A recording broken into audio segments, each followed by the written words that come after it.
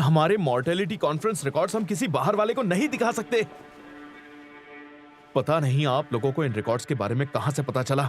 हम doctors internal meeting में discuss करते हैं कि पेशेंट की मौत कैसे हुई और क्यों हुई, और वो रिपोर्ट आप लोगों को आखिर क्यों चाहिए? उसमें पेशेंट की मौत का रिव्यू लिखा होता है। नॉर्मल प्रोसीजर है ये। फिर आपके डिपार्टमेंट का रेफिजल रिकॉर्ड चेक करना होगा। आपको मंजूर है?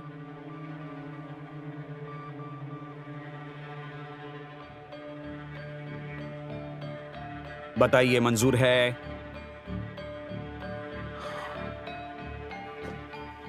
मैं यहां रुक जाता हूं, आप डायरेक्टर किम से बात कर लीजिए।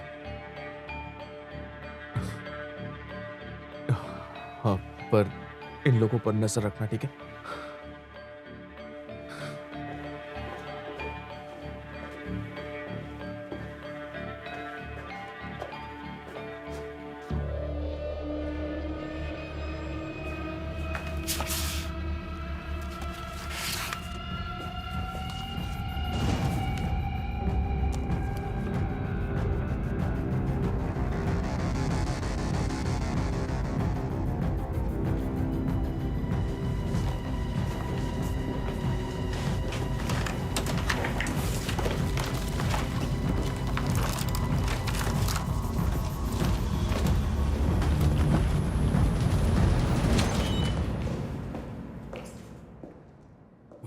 ये कहाँ गए? मैंने आपको पहले ही बताया था, सर ऑफिस में नहीं है। कब आएंगे? उन्होंने बताया नहीं। उफ, ये सर भी ना, हार्ट अटैक आ जाता मुझे। इस ऑफिस में किसी दिन मैं मर जाऊंगी। बहुत हो गया। ओ ओ ओ ओ डायल हो गया। नहीं, कट कट कट।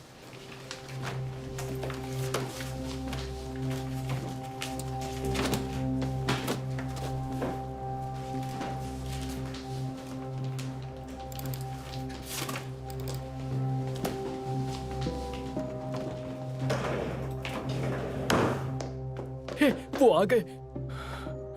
एक एक करके क्या डिलीट कर रहा है? सब साथ में कर दे। Shift delete.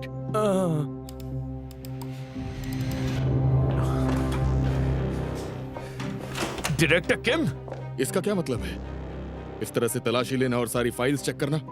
हमने देखा है कि आपकी और आपकी प्रेसिडेंट की अच्छी खासी बनती है, तो फिर आप ये बताइए कि इसके बारे में उनसे बात क्यों नहीं करते? इस वक्त वो शहर के बाहर गए हैं, नहीं तो क्या मैं यहाँ बैठा होता? मैं उनके पास गया था, मगर उनके तेवर बदल गए हैं। मतलब इसे चलने देते हैं? क्या वो जानते भी हैं क्या लेना है? हाँ, उन्हें कुछ फाइल्स दे सकते हो? अगर ऐसा किया तो आपको नहीं लगता आगे जाकर उन्हें पता चल जाएगा? मॉर्टेलिटी कॉन्फ्रेंस मांग रहे हैं वो, हाँ? वहां के एक्सपर्ट्स उनकी मदद कर रहे होंगे, और ये धोखेबाज शहर छोड़कर कहीं भाग गया होगा।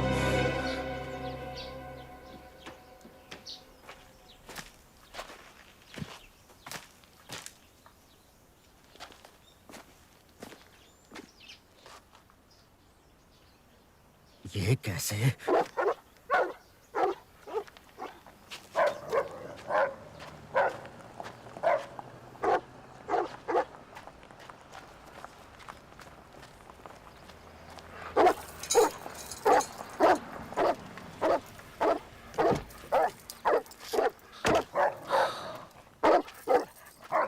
हे, आराम से।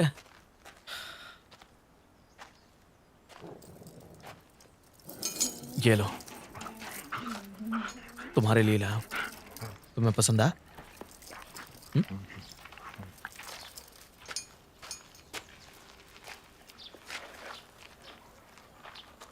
बुढ़ाऊ से मिलने आए हो क्या?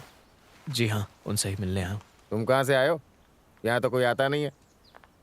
क्यों, कभी कभी उनके बच्चे आते होंगे ना उनसे मिलने। हाँ हैं बुढ़ाऊ के बाल बच्चे तो, पर जब भी आते हैं ना तो बुढ़ाऊ पे अपना हुक्म ही चलाते हैं।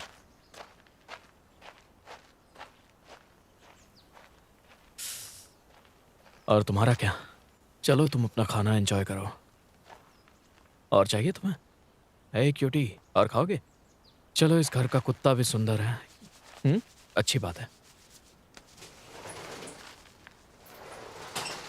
Hello, very good morning sir. मैं सच में मानता हूँ सड़क के कुत्ते अच्छे होते हैं। वो सड़क का नहीं है। माफ कीजिएगा सर। ये कौन सी ब्रीड का है?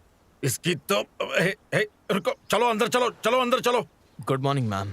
हाय, दरअसल हमने अभी तक ब्रेकफास्ट नहीं किया। ठीक है, आप ब्रेकफास्ट कर लीजिए, मैं इंतजार करता हूँ। अरे बेटा, मेरा मतलब था तुम भी हमारे साथ ब्रेकफास्ट करना। चुप बैठो।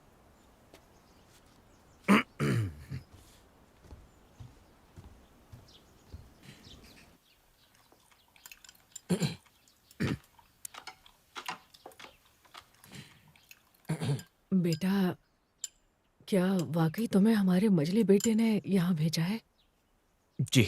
उसने नहीं भेजा है इसको, सोंगटन की जमीन खरीदने के लिए आया है वो यहाँ तक। अच्छा, हमने वो जमीन नहीं बेची तो हमारे बेटे के लिए बुरा होगा? वो बकवास करता रहता है। आजकल हर मंत्री के परिवार की जमीन होती है, उसमें चिंता करने की क्या बात है? पता नहीं वो डरपोक कहाँ से पैदा हो गया। अरे सुनिए तो, होगी कोई बात, क्या पता। देखिए सर, वो जमीन का सिर्फ एक छोटा सा टुकड़ा नहीं है सर। 99,000 स्क्वायर मीटर की बड़ी जमीन है, लेकिन वहां कोई रहता नहीं है और ना ही वहां कोई खेती करता है। अब मुझसे खेती बाड़ी नहीं होती, मैं बूढ़ा हो गया हूँ। ये फार्मलैंड एक्ट का उल्लंघन होगा, लेकिन मुझे नहीं पता कि उन्होंने हियरिंग कैसे पास की थी। और इस तरह की चीजें कभी ना कभी बाहर आ ही जाती हैं। सरकारी अधिकारियों के लिए ये केस तो एक टाइम बॉम्ब की तरह है। Time bomb? जमीन के खराब सौदों के मंत्रियों को पद से निकालने की खबर टीवी पर देखी होगी आपने। मैम, सो हाँ, मुझे सोंगटान की जमीन चाहिए, लेकिन इतनी दूर आने की वजह सिर्फ सोंगटान की जमीन नहीं है सर। वो आपके बेटे के पॉलिटिकल करियर की सबसे बड़ी अड़चन बन सकती है। मैं उनकी बहुत इज्जत करता हूँ, इसलिए उनका नुकसान करने वाली हर चीज रोकना चाहता हूँ।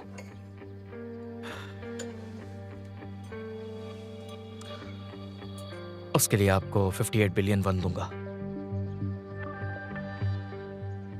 अरे कितनी कीमत बढ़ गई है। मैं अच्छे से देख सकता हूँ कि आप लालची नहीं हो सर, लेकिन एक बार जरा सोच कर देखिए कि कैसे आप उन पैसों से अपना बुढ़ापा और ज्यादा बेहतर बना सकते हैं। या फिर पुश्तैनी जमीन इतनी मायने नहीं रखती कि सोंगटान की जमीन ना बेचकर अपने बेटे का करियर ही दांव पर लगा दिया जाए। देखिए मैम, इस वक्त हमारे हॉस्पिटल में कई बीमार लोग इलाज करवा रहे हैं। ये पेशेंट्स कहीं नहीं जा सकते क्योंकि हमारा हॉस्पिटल बहुत ही ज्यादा छोटा है। प्लीज मान जाइए सर, सोंगटान की जमीन पर हमें नया हॉस्पिटल बनाने की परमिशन दीजिए।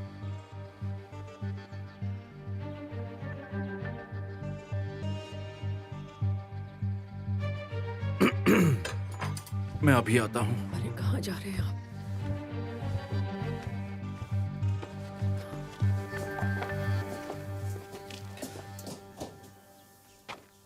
ब्रेकफास्ट के लिए आपका बहुत बहुत शुक्रिया मैम।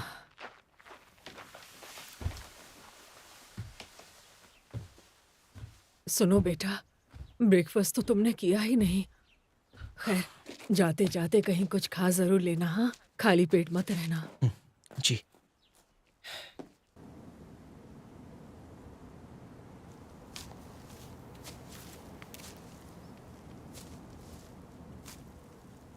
वैसे इस उम्र में सिगरेट पीना ठीक बात नहीं है।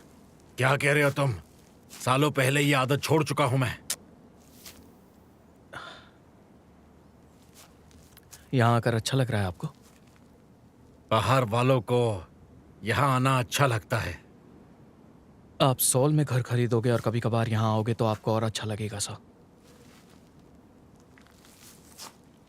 ये जमीन सालों पहले पूरी तरह से बंजर थी। हम गांव वालों ने इसे सींच कर हरा भरा बनाया है अपने हाथों से। मुझे विश्वास ही नहीं होता। हमारे पास चारा नहीं था, नहीं करते तो हमें मारते या मार डालते। हमारी मजबूरी थी। याद नहीं पोहांग से यहां तक कितने घंटे चलाया था मुझे। वो कमीने सैनिक हमारे पीठ में अपनी बंदूक जोर से चुभाते थे और मिट्टी की झोपड़ियों में घुसाते थे। ये कौन से युग की बात कर रहे हैं आप सर? जापानी कब्जे के? जापानी कब्जे का वक्त कैसे होगा? अगर मैं उस युग में होता तो आज 100 साल का हो जाता। मैं तुम्हें इतना बूढ़ा लगता हूं क्या?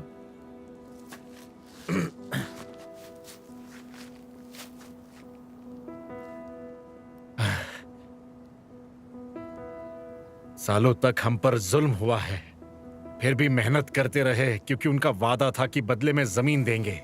अब कहते हैं सरकारी जमीन है और हमें इसे वापस देनी होगी। उन दिनों मैं थोड़ी गुंडागर्दी किया करता था।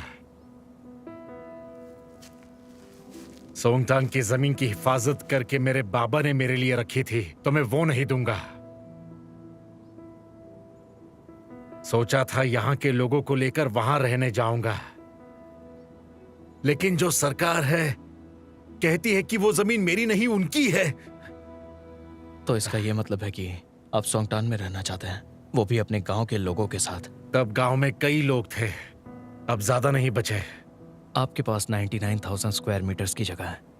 अपने लिए 3,000 रख के बाकी बेच सकते हो आप। उन पैसों से आप इससे बेहतर जमीन खरीद कर वहां रह सकते हो, बिना किसी स्ट्रेस और टेंशन के।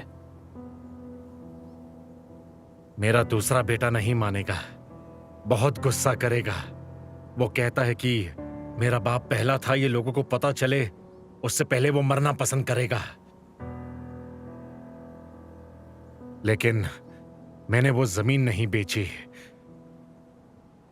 तो क्या उसका करियर खत्म होगा? क्या सच में उसकी पोजीशन चली जाएगी?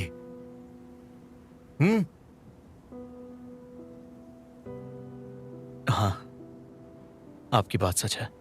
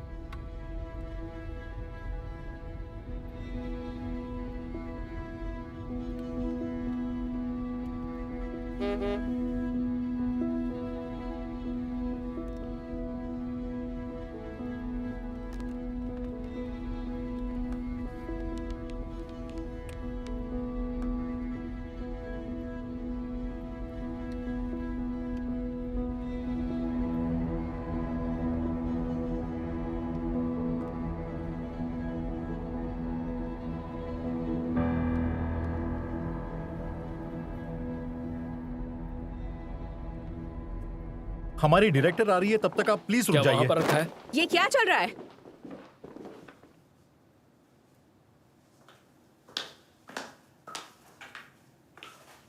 मुझसे पूछे बिना किसी को अंदर कैसे आने दिया? हाँ, तुम्हें कलीग्स में और बाहर के लोगों में फर्क नहीं पता?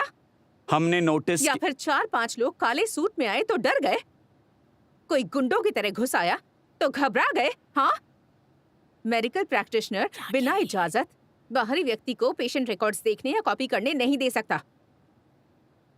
इन गुंडों को मेडिकल लॉ नहीं पता और घुस गए हमारी ऑफिस में और सब देखते रहे। कुछ किया क्यों नहीं? हाँ, सिर्फ देखते रहोगे? हमसे कोई इन्फॉर्मेशन ही चाहिए तो प्रोटोकॉल फॉलो करें और फॉर्मल रिक्वेस्ट डालें जैसा सब करते हैं। छिपाने जैसा कुछ भी नहीं है। समझ में आया कि नहीं? फिर भी इसी तरह हमसे जबरदस्ती की तो मैं हर एक के बारे में रिपोर्ट करूंगी, फिर चाहे मुझे अपनी नौकरी ही क्यों ना गंवानी पड़े। समझ आई बात? चलो अब तुम सब अपनी ड्यूटी करो। जी। निकल जाओ।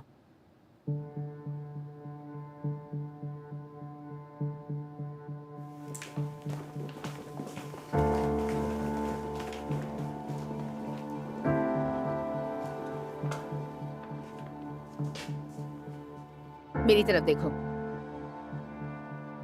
इस वक्त तुम लोग क्या सोच रहे हो?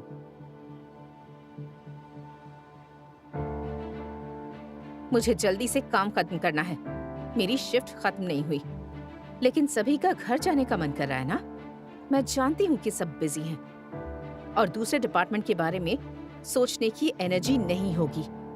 मैं भी ऐसी ही थी, लेकिन हम इस तरह लापरवाह बने रहे तो गुंडे वापस आ जाएंगे और हमारा फ्यूचर कंट्रोल करेंगे, समझे?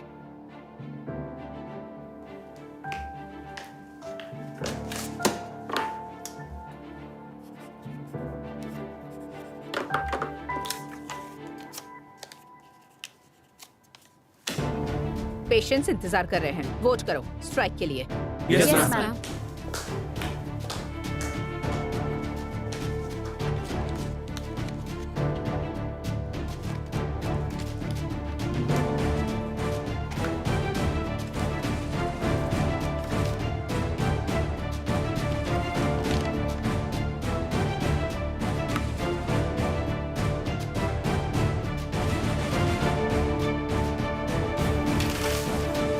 Strike.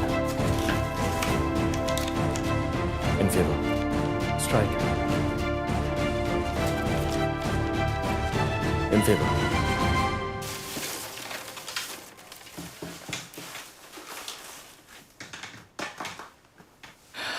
आज ईआर में कितनी शांति है ना, आराम से वोटिंग हो गई। नहीं नहीं, कभी मत कहना कि ईआर में शांति है, अब तुम्हारी नजर लगेगी और फिर जल्दी करो, एक गिरने का और एक स्टैबिंग केस आ रहा है। चलो चले। Resuscitation room bed 2, treatment room bed 4। Stabbing victim का बहुत खून बहा है और फॉल विक्टिम को मल्टीपल रिब फ्रैक्चर्स है, दोनों आते ही होंगे। ठीक है, सब ठीक तो हो जाएगा। हम स्ट्राइक में हिस्सा नहीं लेंगे। नहीं, हमारे रिकॉर्ड्स की बात कर रही हूँ जो रिस्ट्रक्चर टीम ले गई है। उन रिकॉर्ड से उन्हें हमारी सारी गलतियाँ पता चल जाएंगी। उन्हें क्या पता वो गलतियाँ हुई क्योंकि हम बहुत ज़्यादा बिजी थे। प्रेसिडेंट कोई डॉक्टर नहीं है तो वो क्या समझेंगे? उन्हें समझना ही क्यों है? क्या? फॉल विक्टिम जी, इस तरफ। रुकिए। हुआ क्या है? डॉक्टर ली, इस तरफ। 1 2 3। 1 2 3।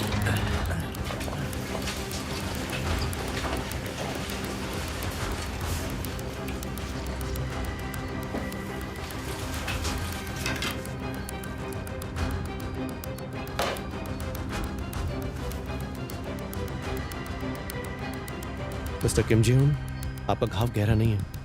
अभी हम एक्सरे और सीटी स्कैन करेंगे, उससे हमें ये पता चलेगा कि कहीं नर्व डैमेज या इंटरनल ब्लीडिंग तो नहीं है। आप फिक्र मत कीजिए, घाव बंद करने के लिए एनेस्थीसिया देंगे। आप मेरी बात सुन रहे हैं ना? आपके साथ क्या हुआ था? वो आदमी जिसने बच्ची को मारा था, उसने बॉक्स कटर से। फिजिकली तो ठीक है पर साइकेट्रिक इवैल्यूएशन। जाने दो। ठीक है, आप ले जा सकते हैं।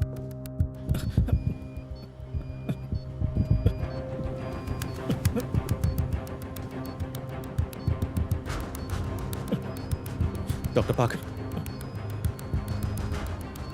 पाक जयोग जी सूचा। जी।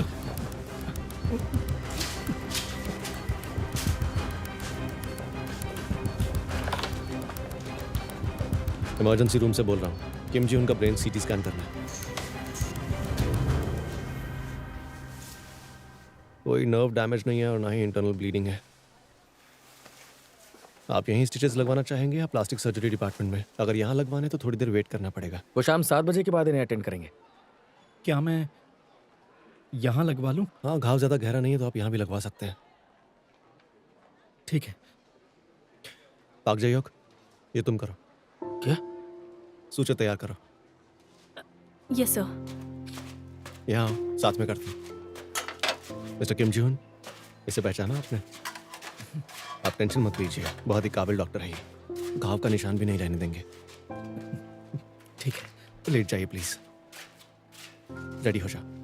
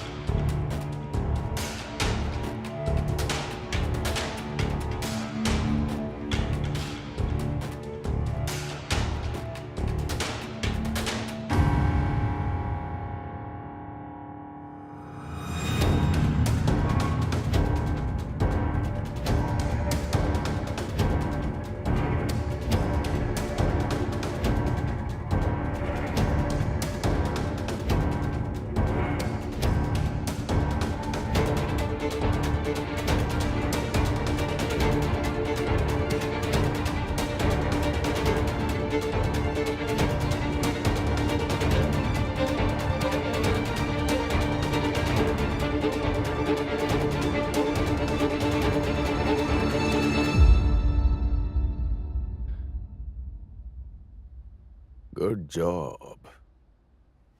आपने तो वाकई कमाल कर दिया। सही है।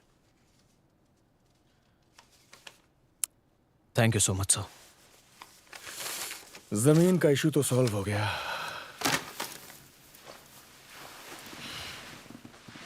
मैंने सुना है कि डॉक्टर्स एक साथ आ गए। रीस्ट्रक्चर टीम अपना काम निभा रही है सर। उन्हें इस हॉस्पिटल में आए अब तक 24 घंटे भी नहीं हुए सर। अपने साले की वजह से बस इतना पता है कि डॉक्टर्स में कोई यूनिटी नहीं होती है। सभी लोग इतने होशियार और कामयाब होते हैं कि एक साथ कभी आते ही नहीं। इतनी जल्दी स्ट्राइक के लिए वोटिंग करना बड़े ताज्जुब की बात है। और ये अच्छी बात नहीं है मिस्टर को। जी। कार्गो यूनियन परेशान कर रहा है। इसके बावजूद मैंने यूनियन को टक्कर देने वाले आदमी को हॉस्पिटल का प्रेसिडेंट सिर्फ इसीलिए बनाया क्योंकि मुझे केवल एक ही चीज से मतलब है, हॉस्पिटल के बिजनेस से हमारा ग्रुप चले।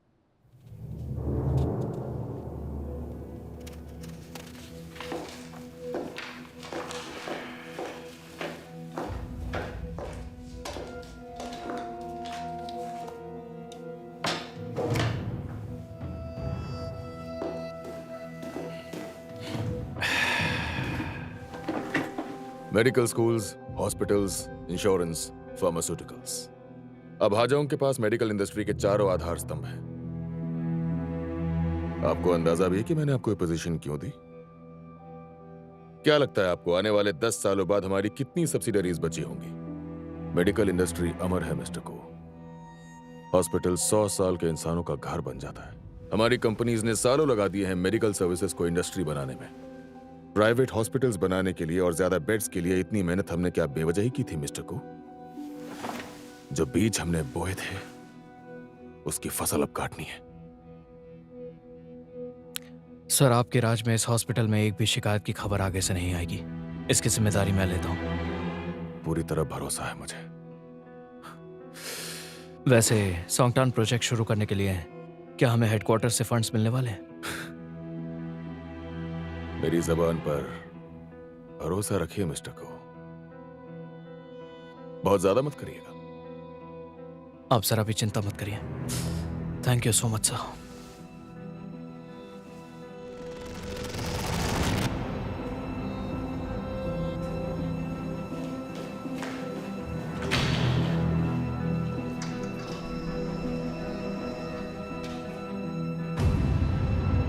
हॉस्पिटल के बिजनेस से हमारा ग्रुप चले।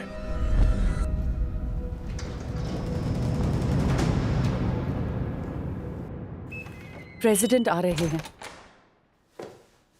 ओह, हाजोंग केमिकल से मैं पाक जोंग सैंग प्रेसिडेंट को। लगता है आप काफी देर से इंतजार कर रहे थे। बैठिए बैठिए। बैठ जाइए प्लीज।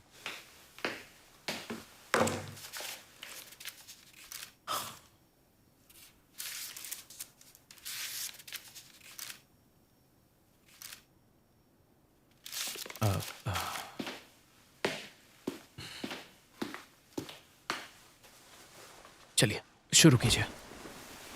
ड्रग मगज से शुरुआत करना चाहूंगा सर। स्ट्रॉन्ग मेडिसिन लेने से लिवर खराब होता है क्योंकि जरूरी न्यूट्रिएंट्स नहीं मिलते। उसे ड्रग मगिंग कहते हैं। पब्लिक हॉस्पिटल में आने वाले ज्यादातर पेशेंट्स में होने वाली न्यूट्रिएंट्स की कमी को वापस भरने के लिए उन्हें ये सप्लीमेंट्स बेच सकते हैं। वैसे इस हॉस्पिटल के डॉक्टर्स दवाइयों के असर से कैसे न्यूट्रिएंट्स की कमी होती है ये बता सकते हैं और उसके बाद हमारे प्रोडक्ट को सजेस्ट कर सकते हैं। उसी के साथ हम ये पोस्टर्स हॉस्पिटल की दीवारों पर लिफ्ट में लगाएंगे तो जाहिर है पेशेंट्स को प्रोडक्ट के बारे में पता चल जाएगा। और ये हमारे डाइट सप्लीमेंट्स हैं सर। ये लेटेस्ट हैं और रिस्पांस अच्छा है क्योंकि हमारी मॉडल का वेट भी कम हुआ था। बढ़िया है। एक काम करिए, ये सब आप यहीं छोड़ दीजिए। जब मैं ऊपर आ रहा था फर्स्ट फ्लोर पर मैंने एक बेकरी देखी। वो बेस्ट लोकेशन है। हमारे लिए काफी जगह मिलेगी वहां पर। मैं सोचकर बताता हूँ आपको। ठीक है सर, मैं बॉस को बता दूंगा। प्रेसिडेंट को इस बारे में सोचकर बताएंगे। आपका वक्त देने के लिए शुक्रिया। Thank you.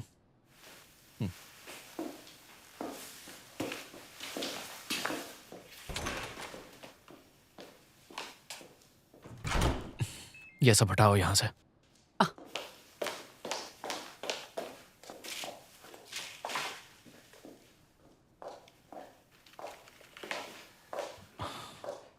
बेकार की दवा मत खाओ, एक्सरसाइज करो। आज सुबह हाजोंग लाइफ ने पेशेंट डेटा 1.5 लाख में खरीदने के लिए कंफर्म किया है। अच्छी तरह जानता था। हाजोंग केमिकल्स के लिए कॉन्ट्रैक्ट तैयार करो कि हॉस्पिटल्स में हम होने वाली सेल्स पर 30% कमीशन लेंगे। ओके, मुझे ये बताओ कि हॉस्पिटल में कौन सी जगह कमर्शियल तौर पर इस्तेमाल कर सकते हैं हम। ओके।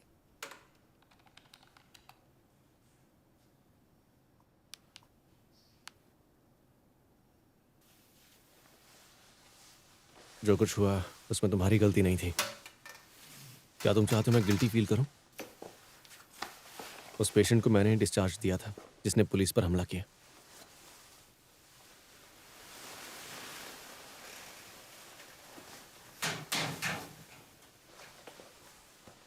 नहीं सर, बस मुझे एक पुराने पेशेंट की याद आ गई, जिसे ठीक समझकर डिस्चार्ज किया था। तुम्हें वो पेशेंट याद है?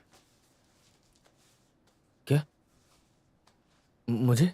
जब मैं रेजिडेंट था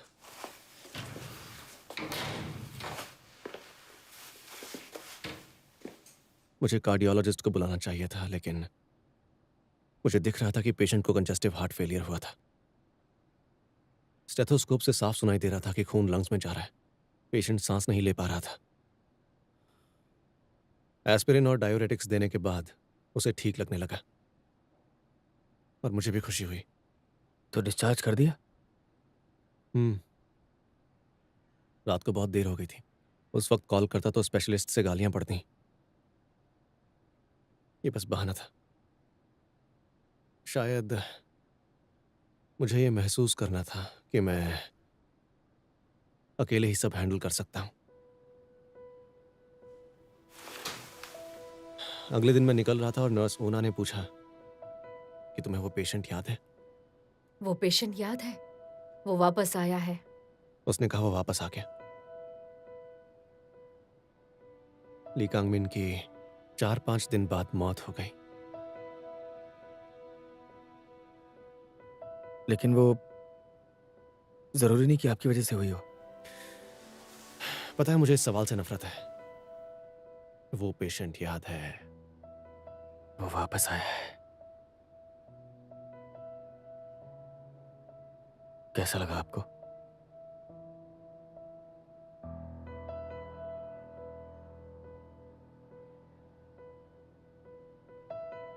मैंने ये बात कभी किसी को नहीं बताई। इसलिए नहीं कि मुझे एक्सेप्ट करने का डर था, बल्कि बताने से सब बेचैन हो जाते, मुझे अवॉइड करना शुरू कर देते। हमारे जैसे लोग गलतियां कबूल नहीं करते। भले ही हम उन्हें टाल नहीं सकते, लेकिन कबूल भी नहीं करते। बस हमारे ज़मीर को यह एहसास होना चाहिए। लेकिन सर, अगर हम गलती मान लेंगे तो पेशेंट को याद रखना ही काफी है। ऐसा करने से ही गलतियां कम होती हैं।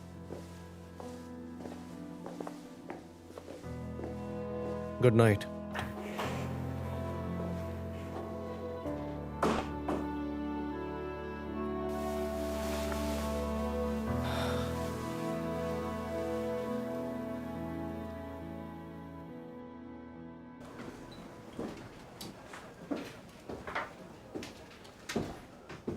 यहां पर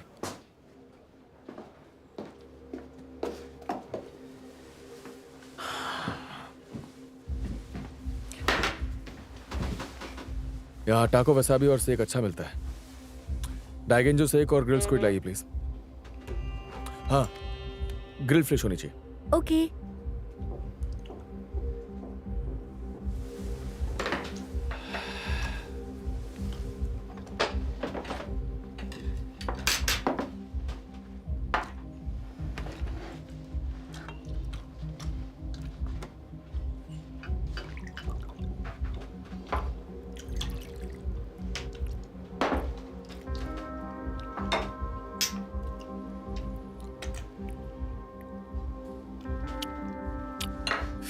स्ट्राइक को लेकर कल वोटिंग कंप्लीट हो जाएगी, पर इतना यकीन से कह सकता हूं कि अब तक कोई खिलाफ तो नहीं है। हाँ, इतना ही? तो फिर मिलना क्यों चाहते थे? पता चल गया क्या पता चला? किस आदमी ने रेवेन्यू रिपोर्ट पोस्ट की थी। ये जिनवू को जानते हो आप? पीआर से उसने, शायद इसीलिए वो कल मीटिंग में इतना ज्यादा बोल रहा था। बड़ा अजीब है। क्यों? क्योंकि शुरू से मैं देख रहा हूँ वो ज्यादा किसी से बातचीत करता नहीं था। वो थोरैसिक के जू क्योंग मून के ज्यादा करीब है। करीब? क्यों? शायद वो दोनों मिले हो सकते हैं। एक्चुअली मिस्टर जू जब वो यहाँ पर आए थे तब वो कुछ भी नहीं थे और सांगकोक यूनिवर्सिटी से कोई थोरैसिक हेड करने वाला था। फिर डायरेक्टर ली ने मिस्टर जू को डायरेक्टर बना दिया था। मैंने बताया था ना, उन्हें बॉयकॉट किया था। तो जितना मुझे पता है डायरेक्टर जू का करीबी कोई नहीं है। तो तुम ये बता सकते हो वो दोनों किसके करीबी हैं? क्या बता सकते हैं कि आपका क्या करने का इरादा है? पहले बताओ, उसके बाद पता चल जाएगा। ये जिनवू और पीडियाट्रिक्स की ली नोउल, इन दोनों में जरूर कुछ ना कुछ चल तो रहा है, पर वो दिखाते नहीं है। डायरेक्टर जू की सभी से बनती है लेकिन वो किसी के करीब नहीं है। तुम ये जिनवू के करीबी लगते हो और उसकी पसंद को भी जानते हो। देखिए, मैं मर्दों की फितरत पहचानता हूँ। तो क्या इसका मतलब ली नोउल मर्द है और उसका ये जिनवू के साथ? देखिए, ली नोउल औरत है। मेरी ये जिनवू से बात नहीं होती, लेकिन ली नोउल मेरी अच्छी दोस्त है। तो बताओ कितनी गहरी दोस्ती है? अगर उससे किसी दिन कुछ हो जाएगा तो तुम उसके लिए परेशान हो जाओगे, है ना? आपका मतलब है कि उसके साथ कुछ हो सकता है? जो भी हो, सारे एक जैसे ही हैं, डॉक्टर्स भी और नर्सेस भी।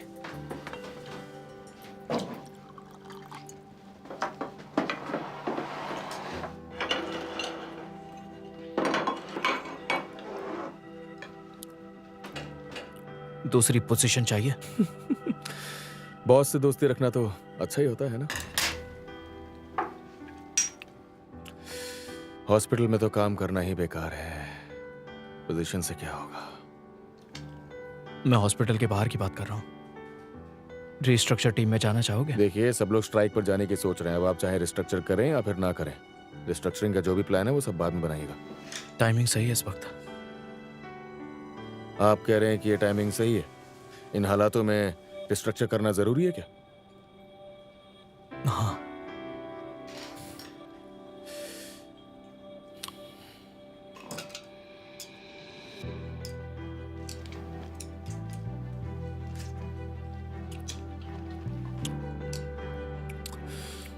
अच्छा, वैसे स्कूल के दिनों में हमने इतनी ज्यादा मेहनत सिर्फ इतना घटिया काम करने के लिए ही की थी क्या? यार देखो, हर दिन ऐसा होना चाहिए कि सुबह उठने का मन करे। एटीट्यूड चेंज करोगे तो ज्यादा अच्छा होगा। पुराने वाले से काम नहीं चलने वाला। प्लीज यार, इतना फिलॉसफी झाड़ने की जरूरत नहीं है। मैं गुजारा करने के लिए जो करना पड़े वो कर सकता हूँ। बात तो सही है, मैं भी तो वही कर रहा हूँ।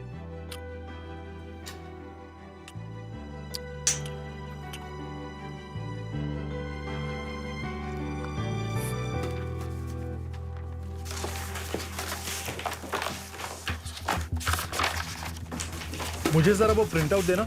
जी सर।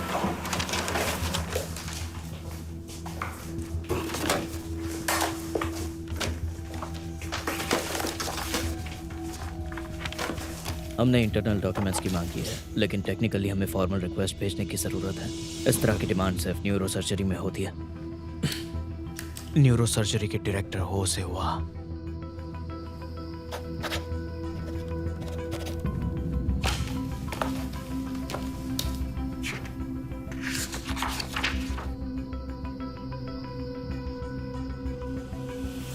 कैंसर सेंटर का क्या? 0% पार्टिसिपेशन? क्योंकि उन्होंने हमारे जाने से पहले रिकॉर्ड्स डिलीट किए थे। सर, मुझे लगता है कि उन्होंने खास करके मीटिंग्स का डेटा डिलीट किया है। और जब मैंने फिर से पूछा तो उन्होंने कहा गलती से डिलीट हो गया है। लेकिन जब मैंने कहा हम रिस्टोर कर सकते हैं तब कहने लगे कोई रिकॉर्ड था ही नहीं। कौन सी डेट को डिलीट किया गया? 3 से 5 मार्च तक का सारा डेटा। प्रेसिडेंट, आपके आने से पहले का सारा डेटा।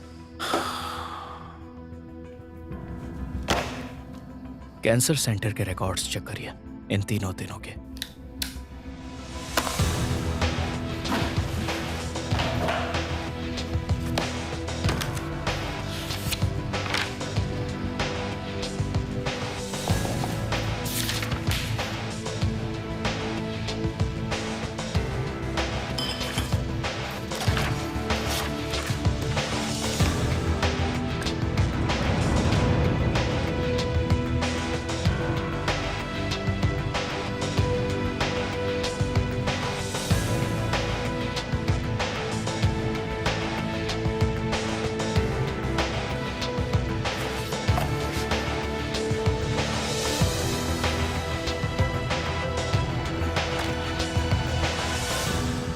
यहाँ लिखा है इनका कलर सेम है, इसलिए वो अलग से पहचान में नहीं आते।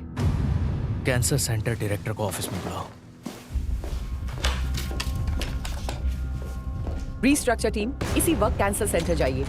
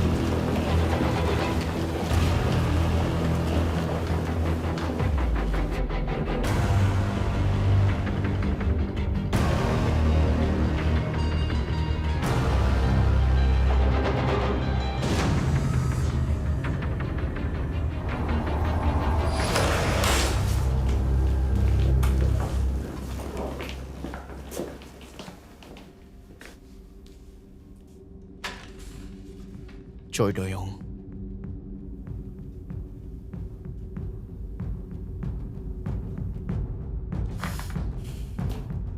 अप्रैल 7th 2017, लुकेमिया, एडमिट हुआ था। पहले तो मुझे 16th फरवरी 2018, मेंटेनेंस थेरेपी और डिस्चार्ज के बाद रीएडमिशन का रिकॉर्ड नहीं है। उसी साल 5 मार्च को चोई डोयोंग नाम के पेशेंट की मौत हो गई थी। क्या कोइंसिडेंस है? वजह मेनिंजाइटिस। ट्रीटमेंट के दौरान उसे कीमोथेरेपी की दवाइयां दी गई थी। उसका नाम क्या था? कीमो ड्रग्स, विनक्रिस्टिन, विनक्रिस्टिन और साइटेराबिन। एडमिनिस्टर किसने किया था और कैसे किया गया था? विनक्रिस्टिन क्लेविकल के नीचे दिया था, इंट्रावेनसली। साइटेराबिन स्पाइनल कनाल में इंजेक्ट करते हैं। दोनों में फर्क कैसे पता चलता है? स्मेल से या कलर से? दोनों दवाइयां ओडरलेस और कलरलेस होती हैं। तो क्या? हम पेशेंट के पास हर दवा लेबल वाली बॉटल्स में लेकर जाते हैं, फिर एक एक करके सिरिंजेस में भर के सेम ऑर्डर में इंजेक्ट करते हैं। वो भी बताइए, सुपरवाइजर के सुपरविजन में। ओह,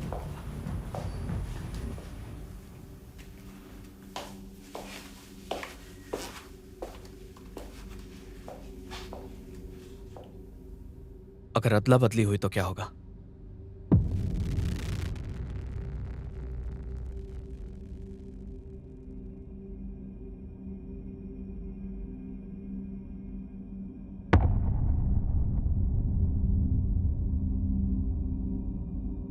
दो दवाइयों की अदला बदली और स्पाइनल कॉर्ड में गलत दवाई इंजेक्ट करने पर क्या होगा ये तो पता है ना?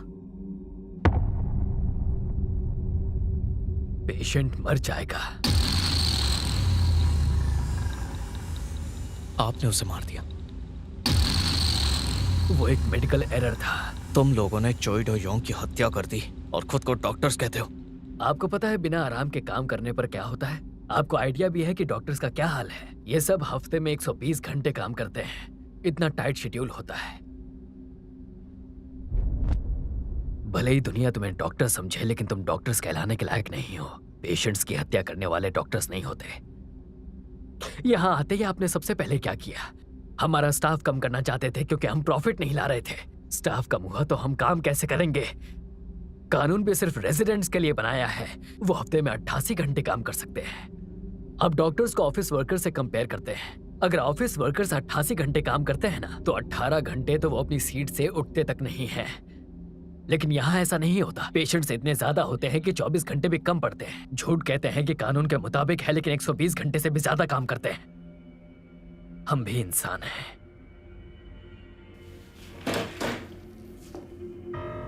आपको इतने बिजी शेड्यूल में भी रिकॉर्ड्स डिलीट करने का वक्त मिल जाता है? जब आपने चोई डोयोंग की फैमिली से कहा कि उनकी मौत मेनिंजाइटिस से हुई, तब आप इतना थक गए थे या आधी नींद में थे? उस पेशेंट ने आप लोगों पर भरोसा किया था। डॉक्टर ज्यादा काम की वजह से मरते हैं, कुछ तो सुसाइड भी कर लेते हैं। आपके मुताबिक डॉक्टर्स पेशेंट्स को मारते हैं, लेकिन असल में हॉस्पिटल डॉक्टर्स को मारते हैं। कसूर तो आपका है जो पैसों के लिए हमसे इतना ज्यादा काम करवाते हैं। तो फिर आप मुझे बताइए, क्या आप एक हफ्ते में 100 से 120 घंटा काम करते हैं? क्या आपके सामने वो दवाई पेशेंट को इंजेक्ट की गई थी? अगर आपको अपनी टीम की इतनी ही फिक्र है तो आप सही शेड्यूल बनाते। कानून के मुताबिक आपको कबूल करना चाहिए कि थकावट की वजह से पेशेंट की जान गई। पकड़े जाने तक आपने छिपा कर रखा और आज अचानक दूसरे डॉक्टर्स पर दया आ गई। आप इस वक्त दिखा रहे हैं कि आप अपनी टीम को बचाने वाले हैं, लेकिन ऐसा नहीं है, आप खुद को बचा रहे हैं, वो भी सारा दोष इन पर डालकर। क्या आप में जरा सी भी शर्म है?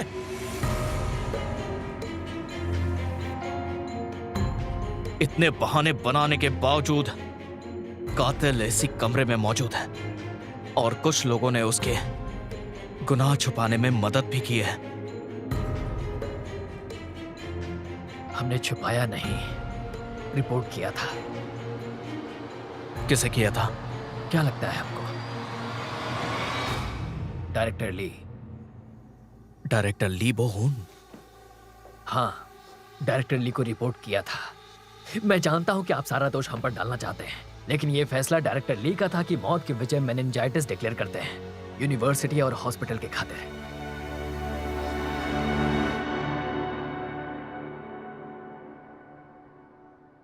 शर्म आनी चाहिए आपको। इस पूरी टीम को खुद पर शर्म आनी चाहिए।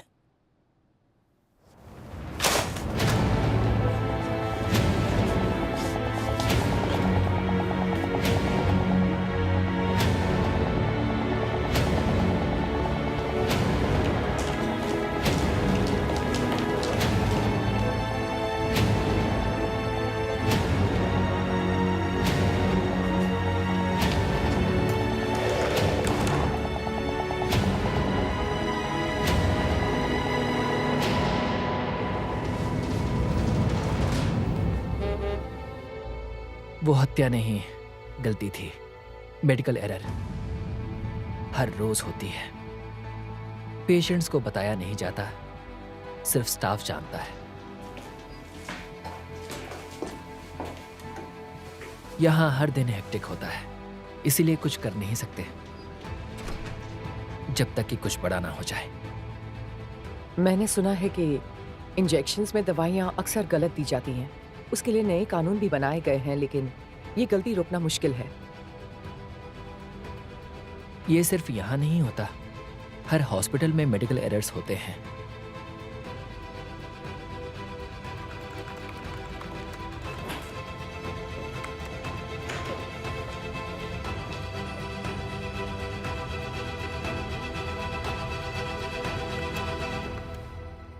वो सब दबा देते हैं, पेशेंट्स को पता नहीं चलता। अगर उन्हें अचानक आईसीयू में लाया जाता है तो कोई सोच नहीं सकता कि मेडिकल एरर की वजह से लाया गया होगा। कैसे गधे पाल रखे हैं। एक भी डिफेक्टिव प्रोडक्ट बना तो कंपनी को भुगतान करना होगा।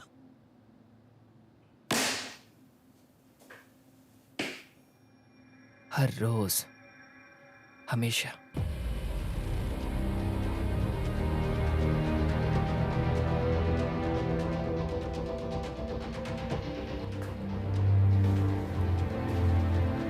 तो सर, अब क्या करना है?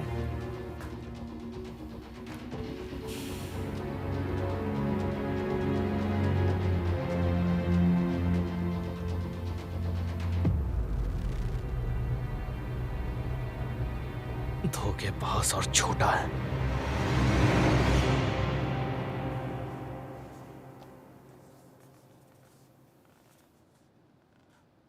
याद है मैंने आपसे कहा था कि दूसरे हॉस्पिटल में भी इसी वजह से एक पेशेंट मरा था, लेकिन उस पेशेंट की फैमिली ने ऑटोप्सी किए बिना ही उसे दफन किया था। उसे कब्र से निकाला था? नहीं, पेशेंट की फैमिली को शक था कि मेडिकल एरर था, फिर भी उसे दफन कर दिया। फैमिली का कहना था ऑटोप्सी करना यानी उनके बच्चे की दोबारा मौत। मैं समझ सकती हूं, क्योंकि मैं भी एक मां हूं। गलत दवाई देने से दर्दनाक मौत होती है। ऐसे में उसके शरीर को दोबारा चीरना, उसकी ऑटोप्सी करते हुए, मैं भी ऐसा नहीं करती, कभी नहीं। लेकिन अगर मुझे ऐसी मौत आई तो मैं मॉम को पहले ही बोल कर रखूंगी ऑटोप्सी करवाना। मॉम, मेरी मौत बीमारी से नहीं, गलत दवाइयों से हुई है। ये गुनाह है। मैं इंसाफ चाहूंगी।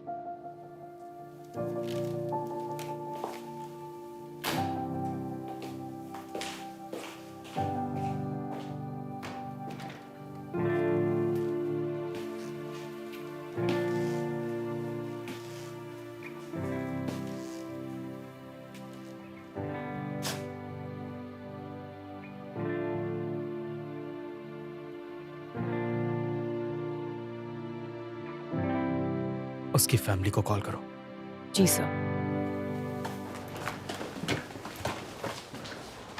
जल्दी से उस पेशेंट की फाइल करो।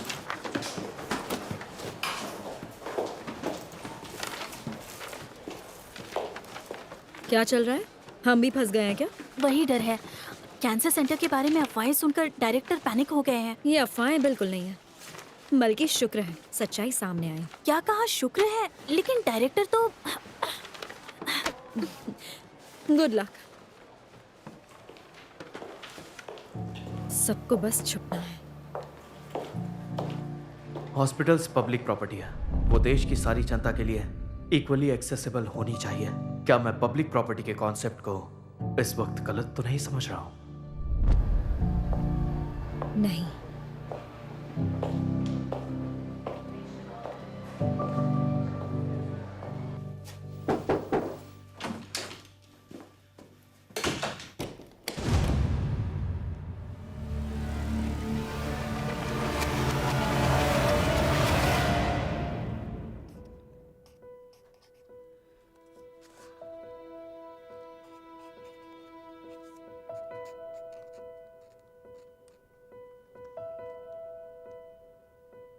मैंने कहा ना, यहाँ पर बॉल से मत खेलो।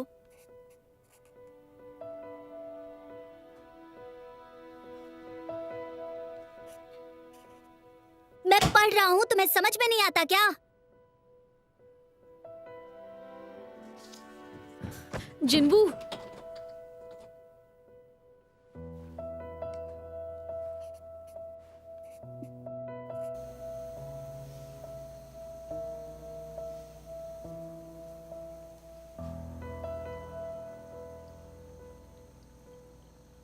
तुम किसके साथ बात कर रहे थे?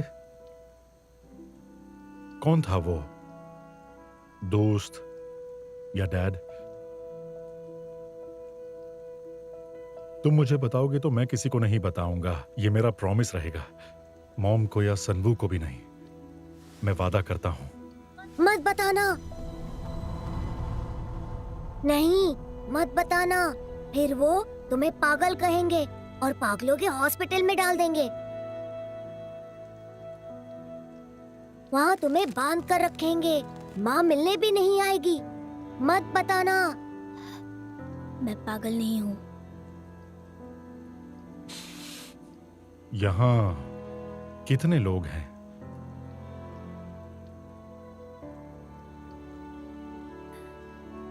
कहा ना, मैं पागल नहीं हूँ। हाँ, मुझे पता है तुम नहीं हो। मैं तुम्हारी मॉम को बता दूंगा, तुम चिंता मत करना। तुम्हें ये याद है कि पिछली बार तुम मॉम और सनवू के साथ कब आए थे यहाँ पर? तुमने मुझे पूछा था ना, सनवू बात क्यों नहीं करता? और मॉम को बहुत ज्यादा फिक्र होती है कि सनवू बात नहीं करता। तुम्हें याद है? सनवू को भी तुम्हारी तरह यही लग रहा होगा कि उसे बात करने का मन नहीं है। लेकिन जिन्वू, अब तुम बड़े हो गए हो, तो मैं तुम्हें एक बात बताता हूं, ठीक है? तुम सनवू से बिल्कुल अलग हो बेटा। बड़ा एक्सीडेंट होता है तो कुछ लोगों को बात करने का मन नहीं करता, सनवू की तरह। उसी तरह सिर्फ तुम्हें कोई दिखता है या बात करता है, ऐसा होना बिल्कुल अलग है। मैं जानता हूं।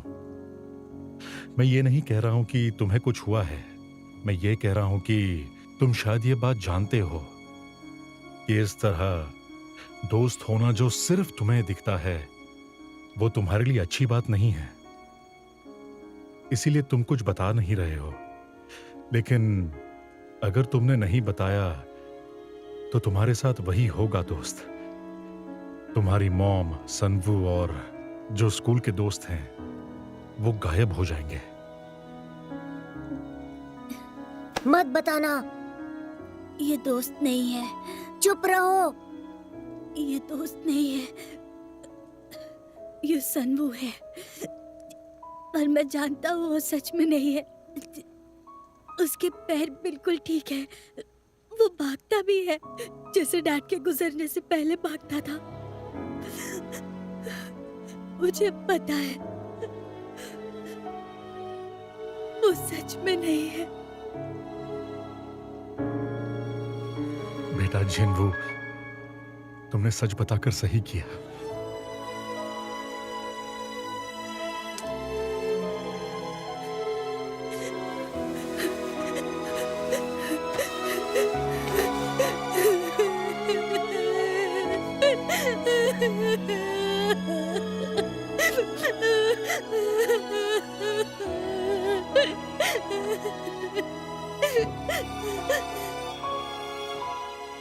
जिनवू, तुमसे छोटे भाई का दर्द देखा नहीं गया। उसके साथ भागने का, खेलने का मन करता था। तुम्हारे दिल ने उसे बताया क्योंकि तुम उससे पहले जैसा देखना चाहते थे। कोई बात नहीं, सब कुछ ठीक हो जाएगा।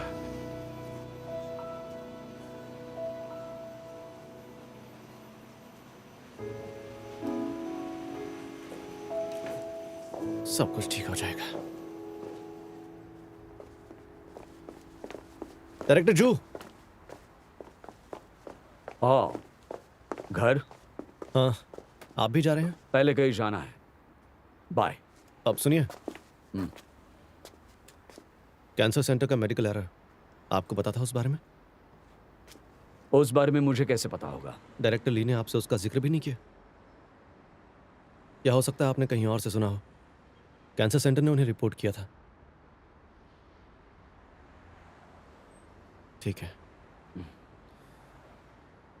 उस दिन जो भी हुआ उसके लिए आई एम सॉरी। मुझे आपसे नहीं पूछना चाहिए था कि आपने सीईओ को क्या बताया कि वो पोस्ट मैंने ही। हॉस्पिटल के आसपास नहीं, कई कान सुनते हैं, उससे ज्यादा जबानें बोलेंगी। मुझे नहीं पता डायरेक्टर ली कैंसर सेंटर के मेडिकल एरर के बारे में जानते थे या नहीं। हॉस्पिटल डायरेक्टर बनना यानी चलता हूं।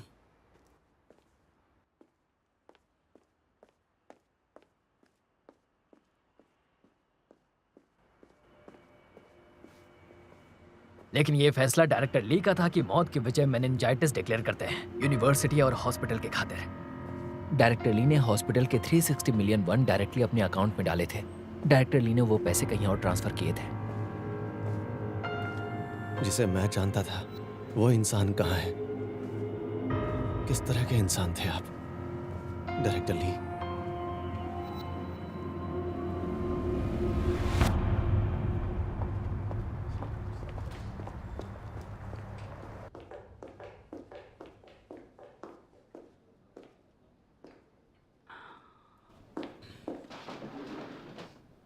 ओह, आप आ गए। सो सॉरी एवरीवन, सर्जरी थी। डी डे कब है?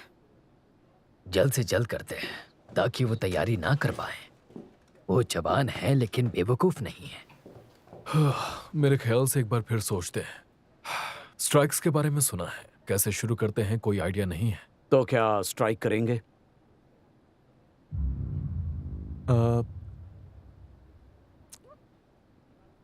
उसके लिए नारे और घोषणाएं लगती हैं, वो भी हम ही लोग बनाएंगे क्या? और सारे लोगों को बताना पड़ेगा, उसका क्या करेंगे? शुरुआत तो तभी से हुई जब हमने वोट लेने का फैसला किया। अब हम सब असली लड़ाई लड़ेंगे। ऐसे झिझकने लगेंगे तो हार जाएंगे। तो फिर पेशेंट्स का क्या?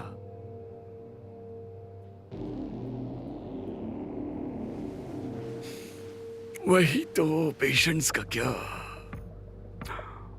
तो फिर पार्शल स्ट्राइक करते हैं। नारेबाजी और पेशेंट्स की ट्रीटमेंट के बीच स्टाफ रोटेट करते रहेंगे जब तक पब्लिक हमारा साथ नहीं देती। और अगर वो फेल हुआ तो? फिर जनरल स्ट्राइक। सबको पता चल जाएगा कि हमने पार्शियल स्ट्राइक करने की कोशिश की थी। डायरेक्टर जू, स्टाफ का नारे लगाना और पेशेंट्स को ट्रीट करना, इसका रोटेशन शेड्यूल बना दीजिए। क्या? ये अकेले पूरे स्टाफ का शेड्यूल बनाएंगे? हमारे हॉस्पिटल में आने वाले हर पेशेंट की चिंता सबसे ज्यादा इन्हें होती है। आप यकीन मानिए, ये स्ट्राइक और पेशेंट्स की ट्रीटमेंट का तालमेल रखकर शेड्यूल बनाएंगे। लेकिन दूसरे डिपार्टमेंट्स का शेड्यूल मैं कैसे बनाऊंगा? मेरी स्टाफ लिस्ट और शेड्यूल्स भेज दूंगा। डायरेक्टर जो कभी मना नहीं करते। हाँ, ये शेड्यूल बनाना आपके लिए आसान होगा। अगर ऐसा है तो मैं भी सॉरी, हम पार्ट नहीं ले सकते। ठीक है, तो तय है फिर। अब आगे। 1 मिनट। तो अब तक सारे डिपार्टमेंट्स जानते हैं, है ना? किस बारे में? वो रिपोर्ट किसने पोस्ट की थी? क्योंकि उसे पता है कि प्रेसिडेंट डिपार्टमेंट्स को लॉस की वजह से निकाल रहे हैं, गांव की भलाई के लिए नहीं। ऐसा है तो वो उन 3 डिपार्टमेंट्स में से हो सकता है ना? वो कौन है पता लगाते हैं। उसके पास दूसरी इन्फॉर्मेशन होगी तो हमें निकलवानी चाहिए। जो भी मिलेगा उसका इस्तेमाल करेंगे। दूसरी इन्फॉर्मेशन होती तो वो अब तक पोस्ट कर देता। तो सर आप जानते हैं उसे? प्रेसिडेंट को भी नहीं पता। प्रेसिडेंट को पता होता तो वो उसे उसी समय निकाल देते। वैसे भी डायरेक्टर को और मैंने हमारे डिपार्टमेंट्स में पूछा, लेकिन किसी ने नहीं बताया, जबकि उन्हें पता चल गया होगा।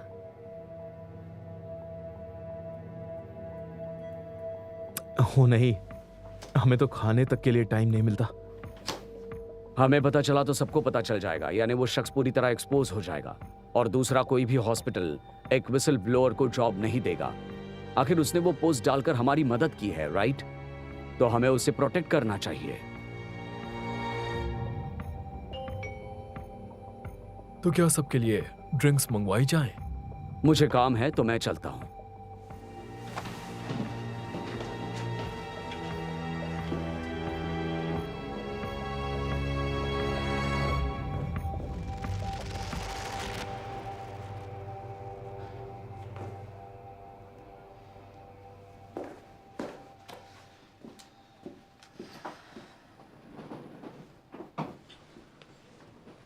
वाह, आज पहली बार मैंने एक डायरेक्टर को कुछ करने के लिए कहा। सेम यूनिवर्सिटी ना होने का यही फायदा है।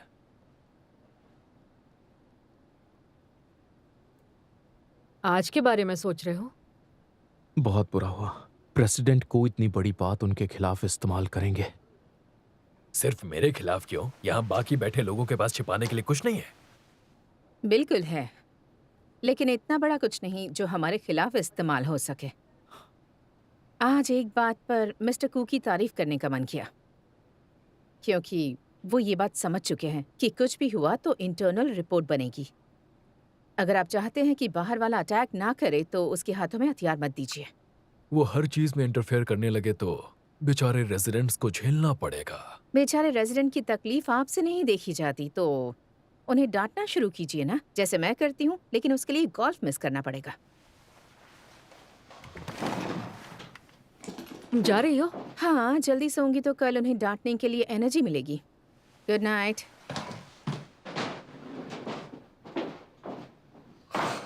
हमेशा कुछ ना कुछ कहती है। तो क्या हुआ अगर कहती है? क्या?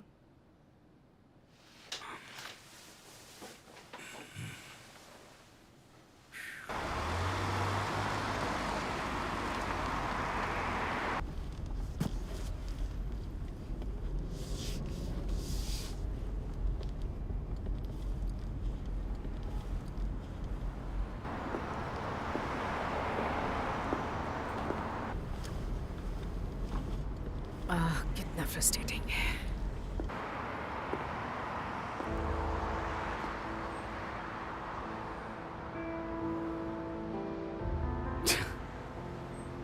मुझे अकेला छोड़कर खुद वहां जाकर बैठे हो।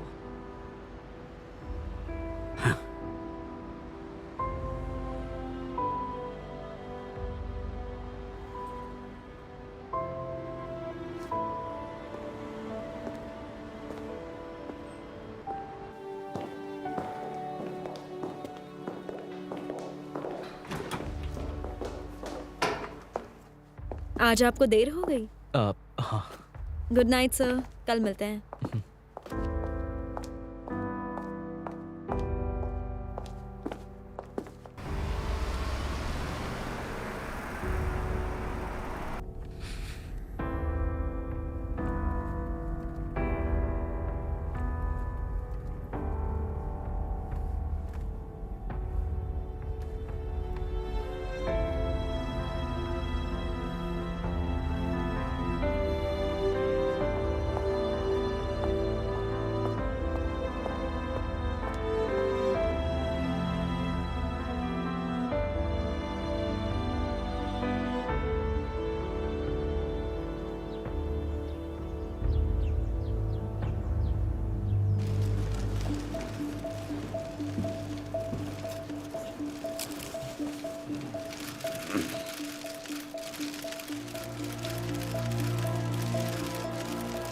Announcement of strike.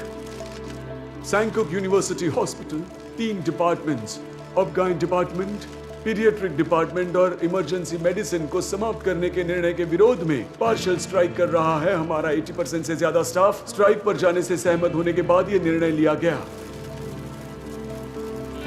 3 जरूरी डिपार्टमेंट्स को समाप्त करना और उन्हें हटाना, ये उस हॉस्पिटल स्टाफ के साथ धोखा है जिन्होंने मुश्किल काम के माहौल में पेशेंट्स के लिए लगातार कोशिश की है। हमारी ये लड़ाई पेशेंट्स की जिंदगी और मूलभूत अधिकारों की रक्षा के लिए है और हम राष्ट्र से इसके लिए समर्थन की अपील करते हैं। लेकिन तय किए हुए दिन पर हम फाउंडेशन से चर्चा करने में नाकामयाब रहे, तो हमारे पास जनरल स्ट्राइक पर जाने के अलावा दूसरा ऑप्शन नहीं होगा जिसमें सारे शामिल होंगे। मेडिकल स्टाफ पेशेंट्स की तकलीफ बढ़ाना नहीं चाहता। यह स्ट्राइक मिसमैनेजमेंट और मेडिकल रियलिटीज को सुधारने के लिए है। यह गलत काम के बारे में जागरूकता बढ़ाने की ओर हॉस्पिटल का पहला कदम है। साथ ही सच्चाई की लड़ाई लड़ते हुए हम हमारे स्टाफ और हॉस्पिटल में आने वाले हर पेशेंट और लोगों के बीच भरोसा पैदा करना चाहते हैं। मैनेजमेंट की ओर से दबाव होने के बावजूद हम इस राष्ट्र के बेस्ट प्राइवेट यूनिवर्सिटी हॉस्पिटल होने के नाते इसकी गरिमा और गुणवत्ता की हिफाजत करेंगे।